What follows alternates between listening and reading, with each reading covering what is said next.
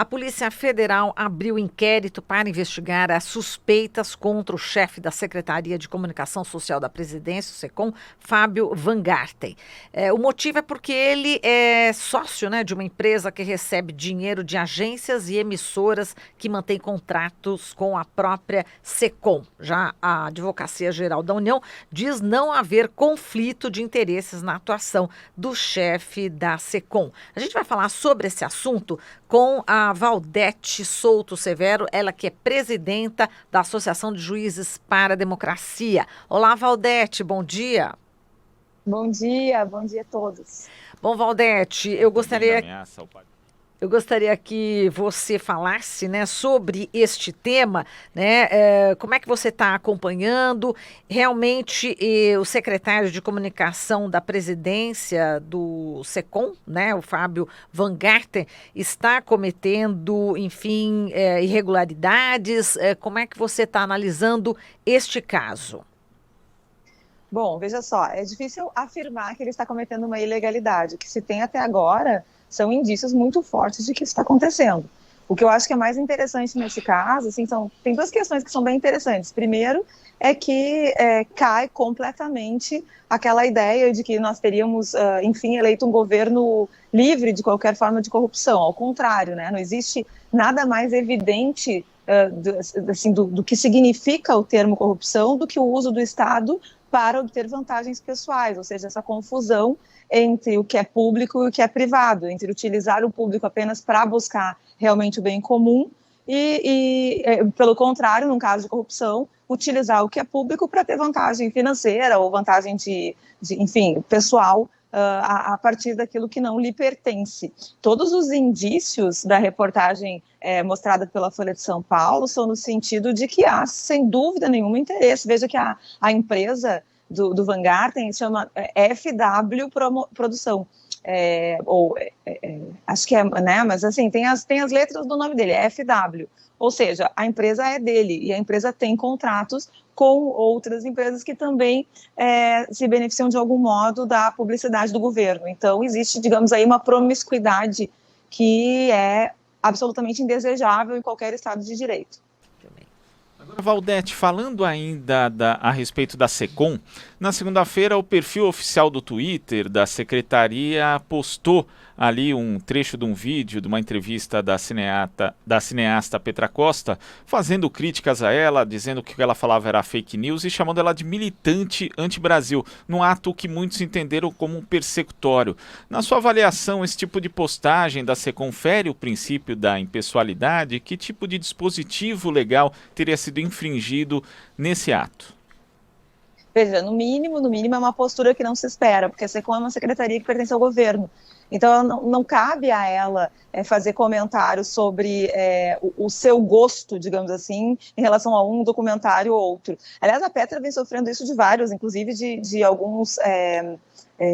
de algumas pessoas da imprensa, né? Nós vimos essa semana também comentários do Pedro Bial que foram bem, assim, digamos, complicados em relação ao trabalho dela.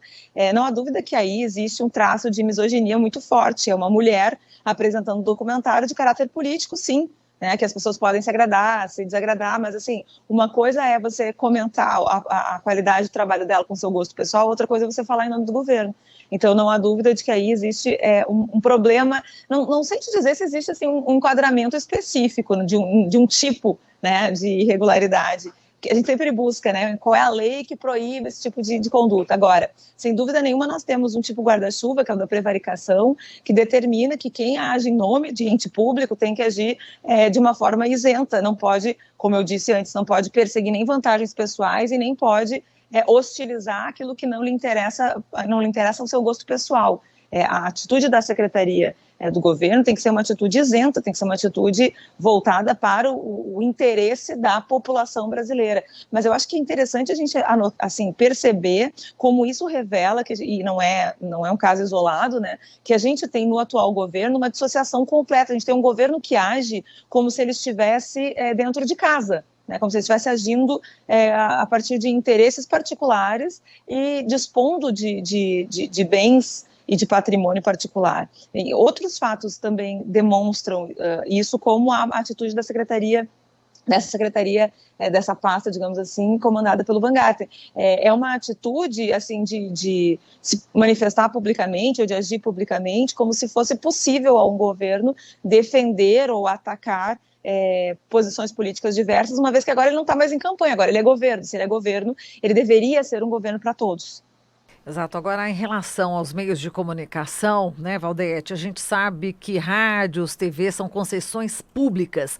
E aí, quando existe aí essa promiscuidade em relação à questão das verbas publicitárias, isso acaba se influenciando bastante no noticiário desse meio de comunicação, seja no rádio ou na televisão.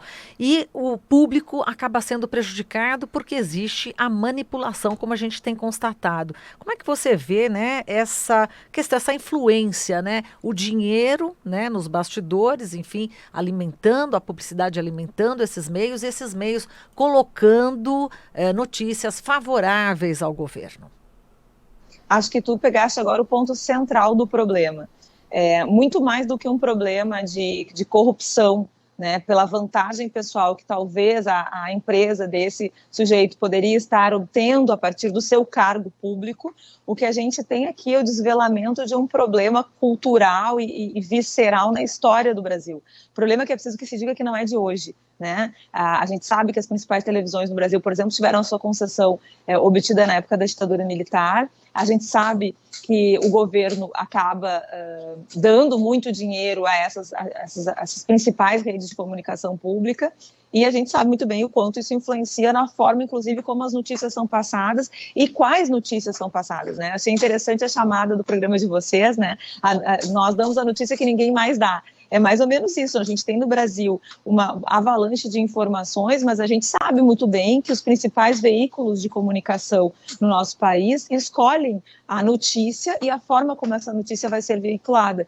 Então a gente passa, por exemplo, o dia inteiro ouvindo sobre situações que são realmente relevantes para a população, como a do coronavírus, né? São realmente interessantes e importantes que sejam discutidas.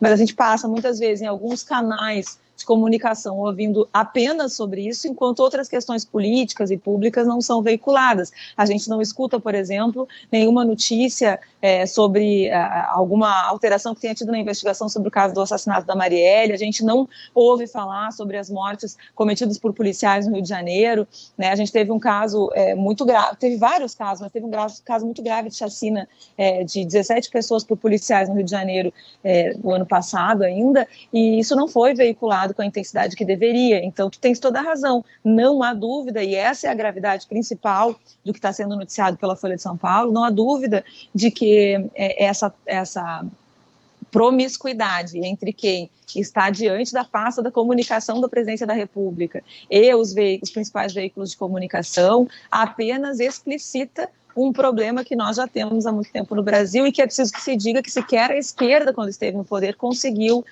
de algum modo, minimizar esse problema. O que eu quero dizer, não houve nenhuma alteração na forma como os veículos de comunicação, ou houve muito pouca alteração na forma como os veículos de comunicação são tratados pelo governo nos governos anteriores. E essa é uma chaga, um problema gravíssimo, porque a gente sabe que desde Marx, que se diz, e não foi só ele, muita gente depois disso estudou e diz, o quanto a mídia consegue ser importante, ela é inclusive chamada de quarto poder, e tem que ser mesmo, né, para o bem e para o mal, o quanto a mídia é importante para formar pensamento crítico, para formar capacidade de avaliação do momento histórico que a gente está vivendo, para que as pessoas possam saber o que está acontecendo e posicionar-se diante do que está acontecendo. Então, no Brasil, a gente tem os principais veículos de comunicação com um discurso monocórdio, e isso é gravíssimo para aquilo que ainda resta da nossa democracia. E queria questionar justamente nesse aspecto, Valdete, porque a democratização da comunicação, como você falou, ela é essencial não só para uma circulação de uma informação de qualidade, de um noticiário mais abrangente, plural, mas também para a própria democracia. Agora, sempre que se faz essa discussão aqui no Brasil, as pessoas associam, as pessoas não, né? Os grandes meios que não querem justamente que essa democratização aconteça, eles associam a regulação da comunicação à censura, sendo que a legislação brasileira hoje na área ela é bem distante de países que não são exatamente, né? A gente não está falando de Cuba ou da Venezuela, estamos falando dos Estados Unidos, do Canadá, de países europeus. A nossa legislação está bem atrás em termos de garantir essa pluralidade de vozes na comunicação. A gente precisa desinterditar esse debate, Valdete? Ah, sem dúvida nenhuma, precisa desinterditar. E vou te dizer mais, a regulação não vai ser suficiente, não. É importante, sim, mas não vai ser suficiente. A gente precisa desinterditar um debate que é mais profundo ainda, que é um debate cultural. Afinal de contas, o que a gente pretende que se tenha como população no Brasil? E foi bom o exemplo que tu deste dos Estados Unidos, porque, veja, no país que é considerado o país mais liberal do mundo, nós temos, tem influência de poder na mídia, tem uma certa...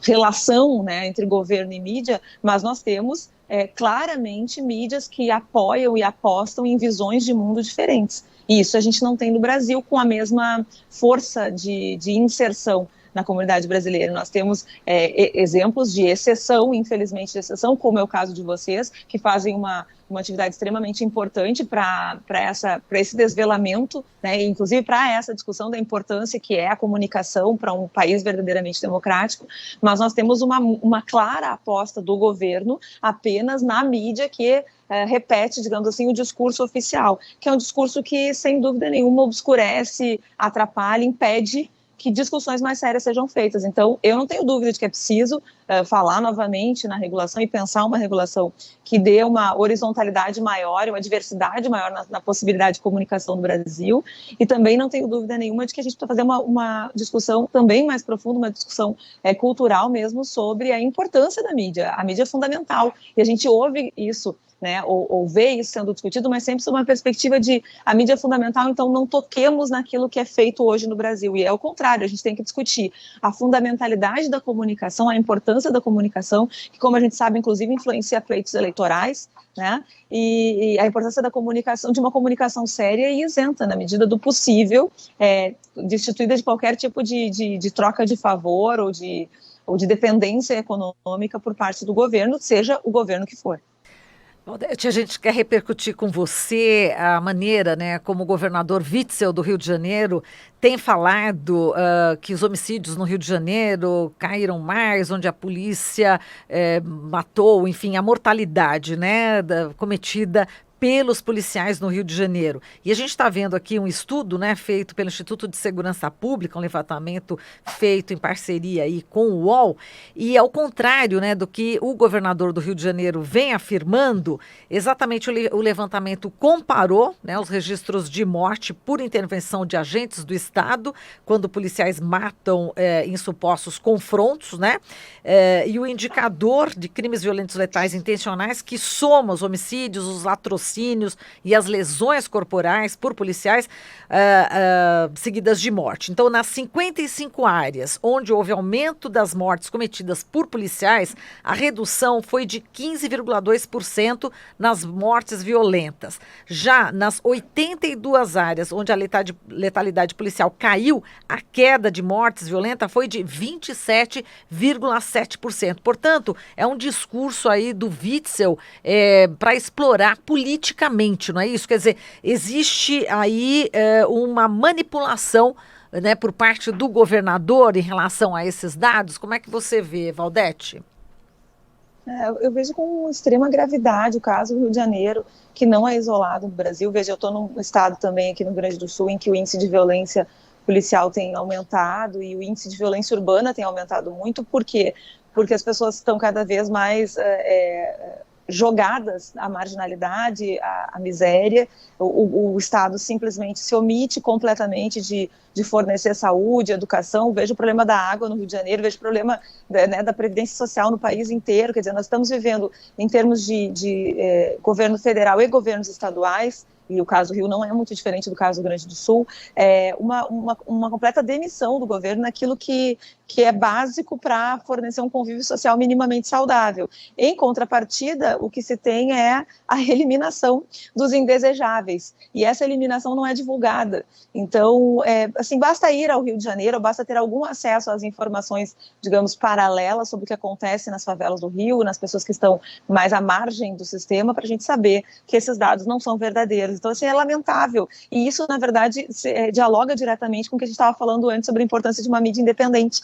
É lamentável que se dê espaço para isso, porque, veja, uma coisa é divulgar, o governo do estado do Rio de Janeiro está dizendo o quê?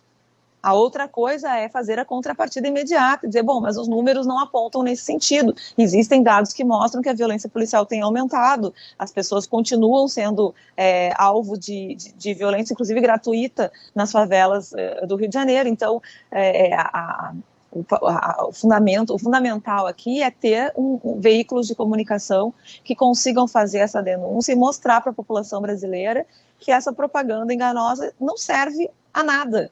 Não vai servir nem aos incluídos, não vai servir nem àqueles que acreditaram, né, que a violência poderia ser a resposta. Ao contrário, o que a gente precisa demonstrar é que violência só tem como efeito mais violência. Se a gente quer viver num país melhor, se a gente quer poder sair na rua à noite, se a gente quer poder viver sem estar sempre temendo pela vida, o caminho é outro. O caminho passa pela educação, o caminho passa por uma mídia livre, combativa e crítica, o caminho passa por outras esferas. Muito bem.